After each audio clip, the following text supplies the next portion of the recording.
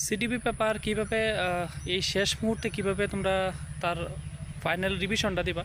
দেখো তোমরা এখন কি করতে পারো, ইউটিউবে গিয়ে তোমরা দেখো একটা ম্যারাথন ক্লাস আছে, যেরকম হিমাংশী ম্যাম বা অধ্যয়ন ম্যাম, তো এরকম 2-3টা চ্যানেলের মধ্যে তোমরা দেখো 2 ঘন্টা বা 3 ঘন্টার ম্যারাথন ক্লাস আছে। মানে প্রত্যেকটা টপিক একদম শর্ট ওয়েতে পয়েন্ট ওয়াইজ দেখো এটার মধ্যে ডিটেলস দেওয়া আছে।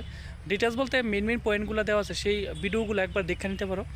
তাছাড়া তোমরা তো তুমি যা যা নোটস পড়ছো সেইগুলোর মেন পয়েন্টগুলো দেখানো, এইভাবে তোমরা তা কমপ্লিট করতে পারো। এরপরে তোমরা কি করো, কনফিউশন কোশ্চেনগুলো সলভ করো।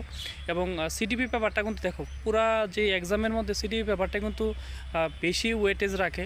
দেখো একটু যে সাবজেক্টে 30, তাছাড়া প্রত্যেকটা যে বাকি সাবজেক্টও 5 করে আয়, মোটামুটি 45 থেকে 50 মার্ক আয় পরে তোমার সিডিপিতেই।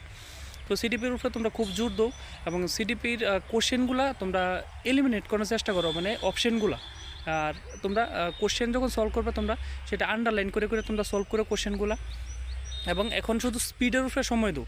দেখো এক্সামটা সম্পূর্ণ কিন্তু সময়ের ব্যাপার, কারণ যে সময় দেয় সেই সময় অনুযায়ী সবগুলা মানে কোশ্চেন যে তুমি আরামসে বইয়া সে প্রশ্ন সলভ করতে এরকম সময় পাওয়া যায় না।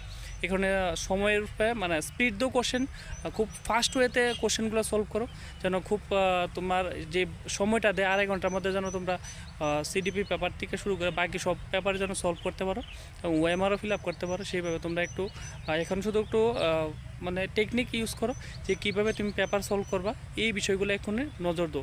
আর সিডিপি পেপারটা কিন্তু দেখো সবচেয়ে মেন ব্যাপার আছে টেট কোয়ালিফাই করার ক্ষেত্রে সিডিপি সাবজেক্টই একটা সাবজেক্ট যেটার মধ্যে তুমি যদি মোটামুটি 40 থেকে 45 যে মার্কটায়, সেখানে যদি তুমি 30 এভাব স্কোর করে নিতে পারো, তাহলে কিন্তু তোমার টেট একদম ক্লিয়ার করার একদম চান্স থাকে বেশি। ঠিক আছে, দেখো এবার একটা ভিডিওতে।